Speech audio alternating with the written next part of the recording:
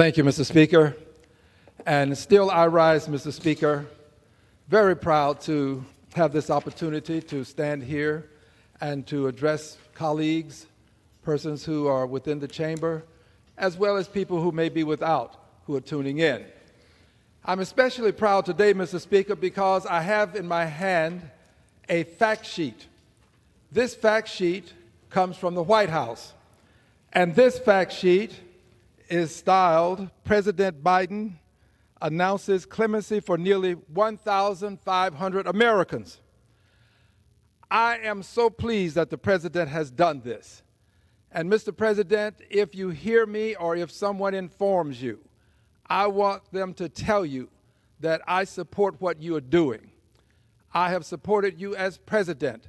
I think you have made a tremendous difference in the lives of a good many people in this country.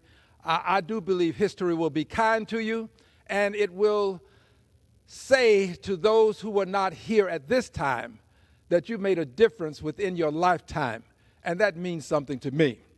I'd like to read a few things from this fact sheet. Thereafter, I will go into something that is related in a very tangential way, but I'd like to go into something more. But first, from the fact sheet, it reads, today's announcement will commute the sentences of close to 1,500 individuals who were placed on home confinement and will pardon 39 individuals convicted of nonviolent crimes. Today, President Biden announced that he is granting clemency to nearly 1,500 Americans. Let me stop for just a moment. I'll come back to this, but 1,500 people will now have the opportunity to, in a sense, begin life anew. They will have a new promise that they can now address. And that promise is you can have great opportunities in this country if you play by the rules. Well, this helps them to demonstrate to the world that they are playing by the rules. It reads again, President Biden announced that he is granting clemency to nearly 1,500 Americans, the most ever in a single day. I'm sure that there are many presidents who have desired to do more. It's difficult to do all of the things that you want to do when you have so many things to do. This president has had many great things to accomplish. He did a great job with the pandemic. He did a great job when it comes to the infrastructure bill that eluded many others for years, perhaps even decades. He did a great job in appointing people to positions, to the United Nations, a female, to the Supreme Court, a female, a vice president that is a female, and he selected this person to run with him. He has done things that will make those who look upon this time, when they look through the vista of time back and they see us at this time, they will know that President Biden left great tracks in the sands of time so that we can know that he came one way and then he proceeded to do great things in other ways. He has done this for the most ever in a single day, who have shown successful rehabilitation and a strong commitment to making their communities safer. A strong commitment to making their communities safer. The president is commuting the sentences of close to 1,500 individuals who were placed on home confinement during the COVID-19 pandemic and who have successfully reintegrated into their families and communities. He is also pardoning 39 individuals who were convicted of nonviolent crimes. These actions represent the largest single-day grant of clemencies in modern history. Mr. President, I salute you. I commend you. I honestly believe that your desire is to do things that can benefit humankind, and you have demonstrated it in so many ways. But, Mr. President, I have an additional request. I have called it to your attention prior to this time, but I have this additional request. I have made the request here on the floor of the House of Representatives, and I make it again. I make this request because there are some people who have not been given the special treatment that others have received by virtue of the way they behaved. These persons are persons who lived many years ago. They are persons who suffered for some 246 years of enslavement. These are persons who have not been treated fairly by our country, Mr. President. They've not been treated fairly by this House of Representatives, Mr. President. They've not been treated fairly by the United States Senate, Mr. President. I can say these things, Mr. President, because I am an unbought, unbossed, unafraid, liberated member of Congress. And I want you to know that these persons, the persons who were enslaved, commenced with us, meaning the colonies, on August of 1619, when the first 20 persons were brought into slavery into the colonies. They've not been treated fairly, that first 20, nor have the many that followed, some more than 10 million. They've not been treated fairly. They have not been respected. And I'm asking for respect for the persons, these some 10 million persons, whose lives were sacrificed, not willingly, I might add, whose lives were sacrificed to make America the great country it is today. They were the economic foundational mothers and fathers of this country. They planted the seeds, harvested the crops. They served in the homes. They built roads and bridges. They helped to construct the White House. Their hands were involved in the construction of the Capitol. They have not been respected for what they have done, Mr. President. This House has not respected them. And by the way, when I say this House, that includes Republicans and Democrats. There are people who seem to think that I am somehow myopic and I only see what Republicans do and not do. There are Democrats who have not respected them as well. One way that they could be respected would be to simply sign on to a piece of legislation that would accord a congressional gold medal to these persons. A congressional gold medal, similar to what we did for the Confederate soldiers in 1956, as well as soldiers who represented the Union.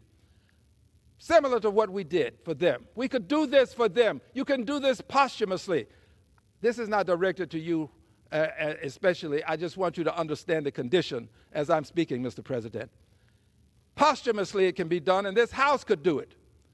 Just recently, this House last week accorded some special treatment for the victims of the Holocaust, those who were heroes of the Holocaust and heroines of the Holocaust.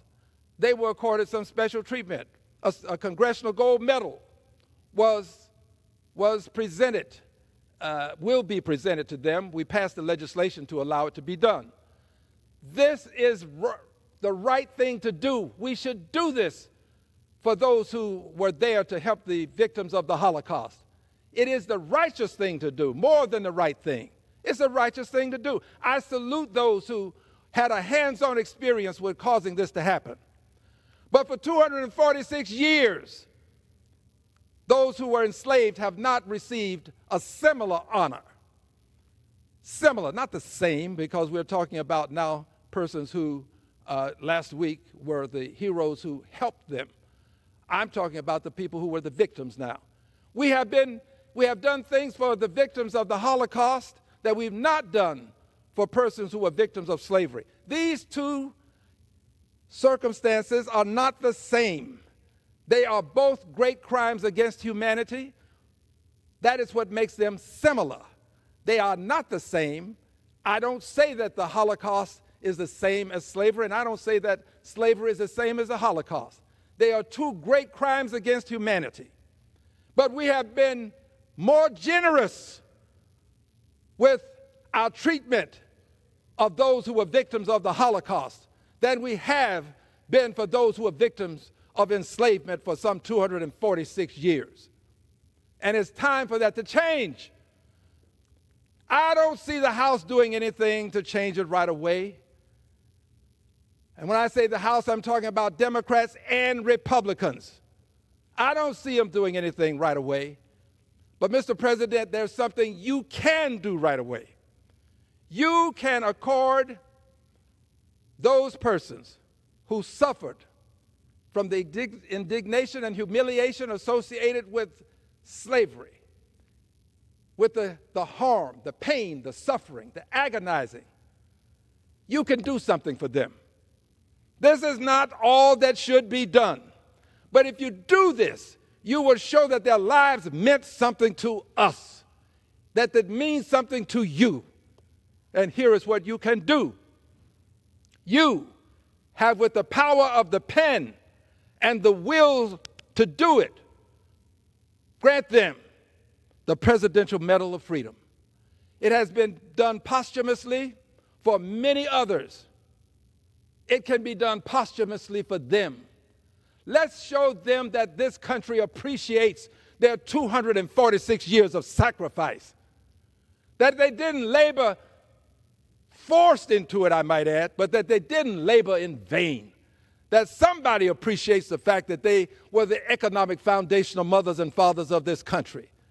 Somebody appreciates the fact that we stand on their labor, what they did to lay the foundation for what we are today still benefits those of us who are here today.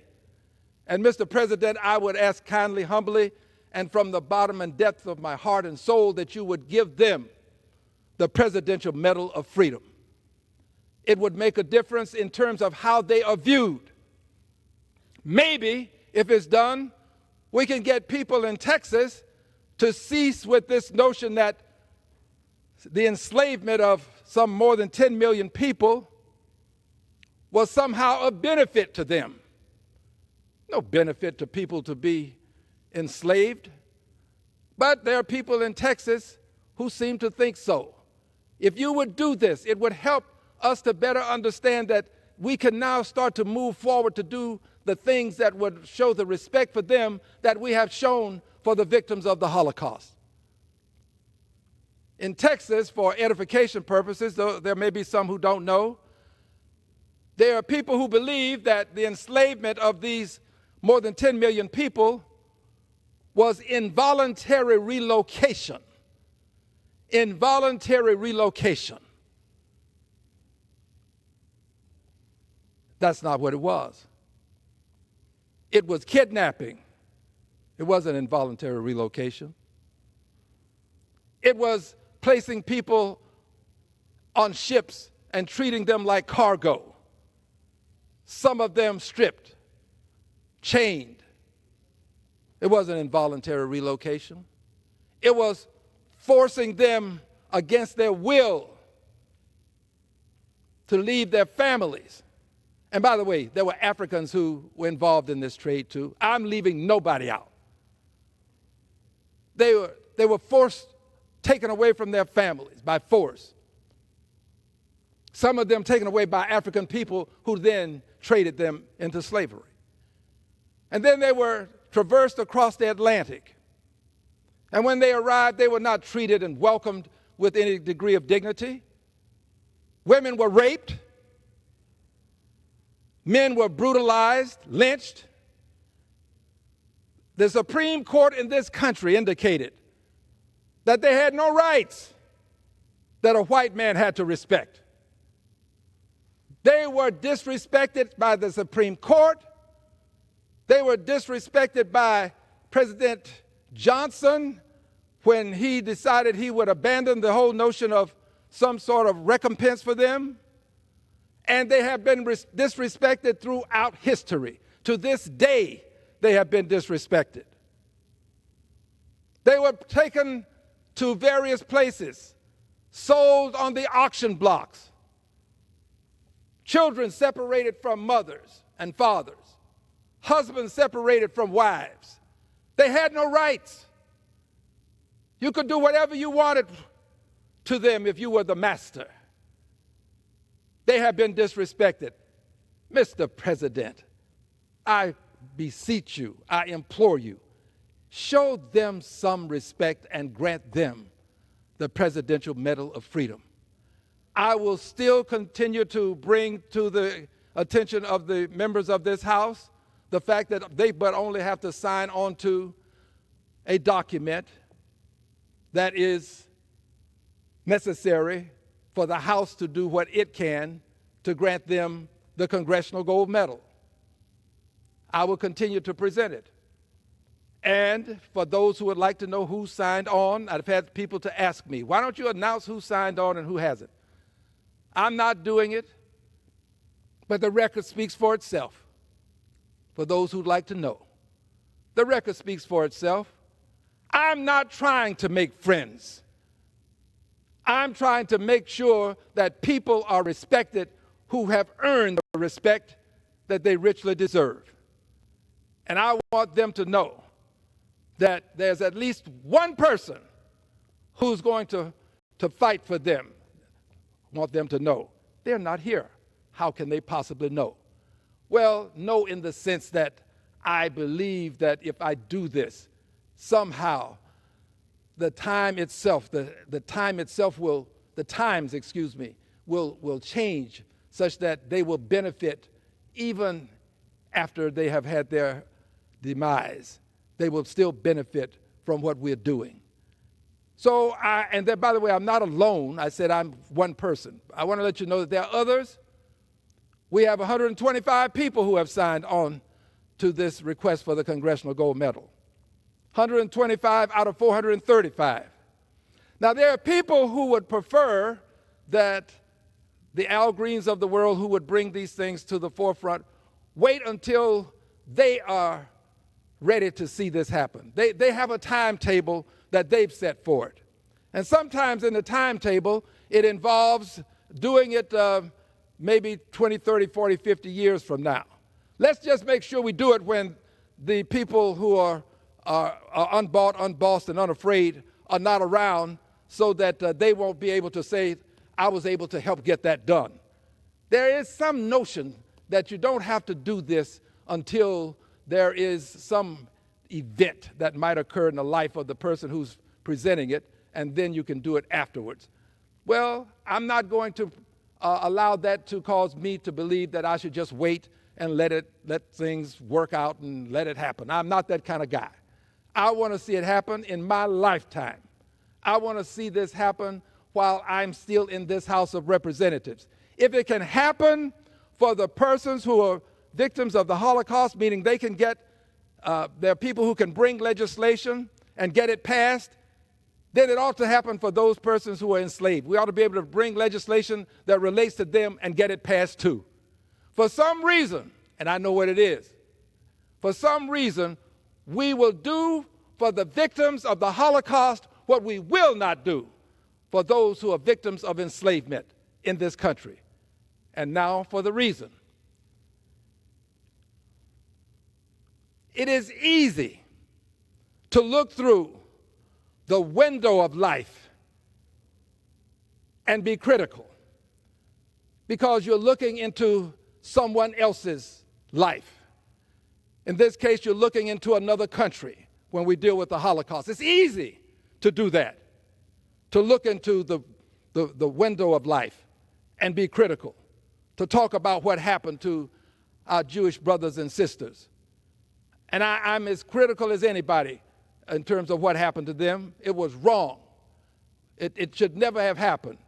I have stood and fought for them to be properly respected. I have voted for the pieces of legislation that relate to the Holocaust. I have gone to events. I've been to Yad Vashem in Israel. I've been associated with the Holocaust in Houston, Texas, the Holocaust Museum. I believe it happened, I know it happened, and I know that we'll never be able to do enough to make sure that it never happens again. But we do that by looking through the window of life. When it comes to the enslavement of people in this country, we have to look into the mirror of life. The window of life is clear, it's translucent. You can see into it clearly and through it, into the lives of others. But the mirror of life is blurred. We don't want to see the reflection in the mirror of life, because that reflection is us. We are the people in the mirror of life. And we have to now examine ourselves. We don't want to admit that slavery even occurred in this country. It's easy to say that something happened in a horrific way someplace else, but it's hard to acknowledge that it happened here in the United States of America, the country that boasts liberty and justice for all, the country that says, bring us the masses and you're yearning to be free, come to these shores and enjoy that freedom. Not in those exact words, talking about the Statue of Liberty and the words sketched on that statue. I am saying to you that we have to now look into the mirror of life. And we have to acknowledge that these things happened. And we can acknowledge that if we can look into that same mirror of life and grant the Confederate soldiers who were the enslavers, if we can grant them a Congressional Gold Medal, surely we can do the same for the enslaved. But it's difficult. It's difficult. By the way, again, I'm not talking just about Republicans. I'm talking about Democrats and Republicans who refuse to see in the mirror of life the necessity to do for the victims of 246 years of slavery, to see the necessity to do for them what we have done for victims of the Holocaust. Maybe not the same thing, but similar things. Similar things. My hope is, Mr. President, that you can help us change this by simply signing the necessary documentation to grant them the Presidential Medal of Freedom. I just hope that there's somebody who will take what I've said today to the President. Now, I've already delivered the message prior to this, but I don't think you can deliver a message too many times when it's something that is of necessity. And this is of necessity. It's of necessity that the people in this country respect those who were enslaved. We have not done it. And I would add, respect them to the same extent, maybe in different ways, but similar ways, as we respect the victims of the Holocaust.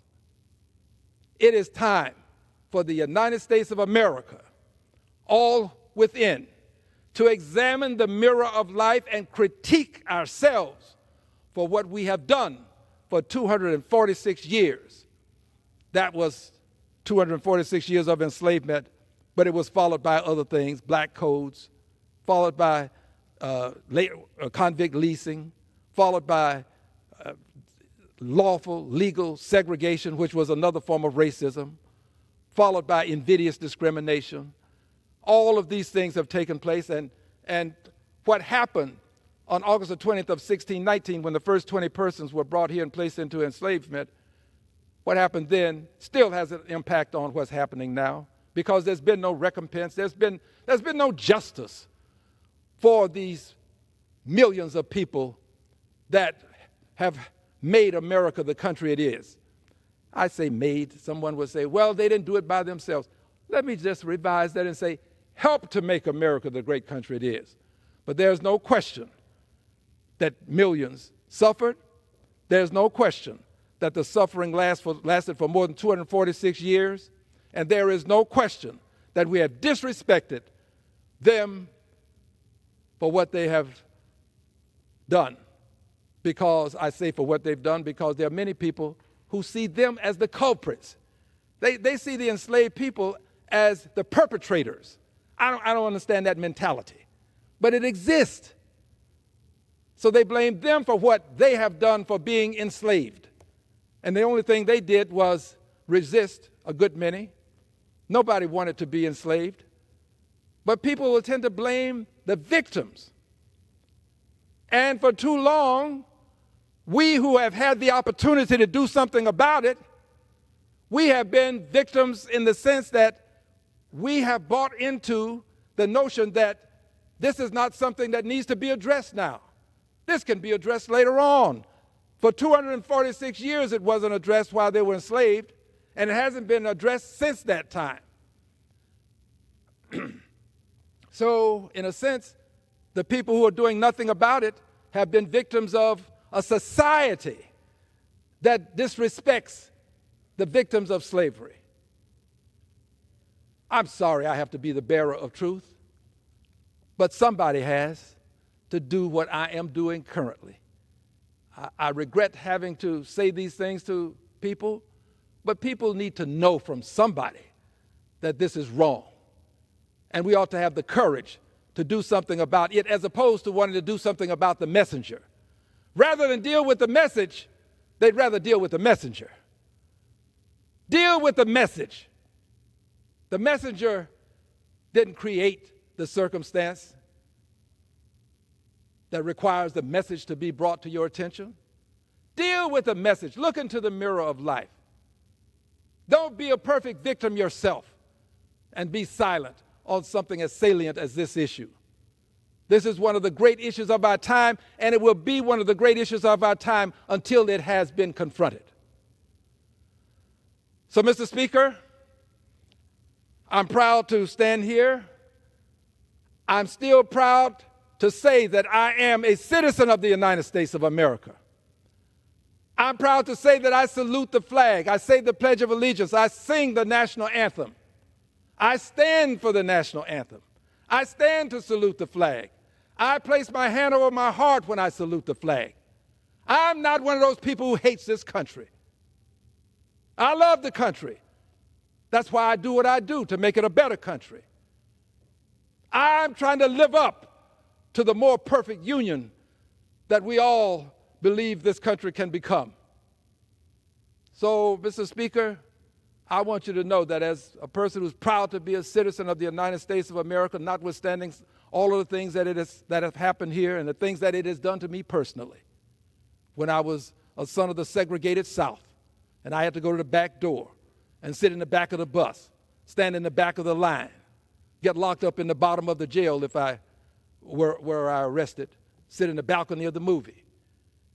I want you to know that I still believe that the words we have seen and read in the Constitution, the Jeffersonian Independence Declaration, the Madisonian Constitution, I think these words can make a difference. And I'm going to fight to make to use these words to make a difference. And I believe, Mr. President, that you can do this. Please grant the enslaved the Presidential Medal of Freedom. I thank you, and I yield back my time, Mr. Speaker. Members are reminded to address their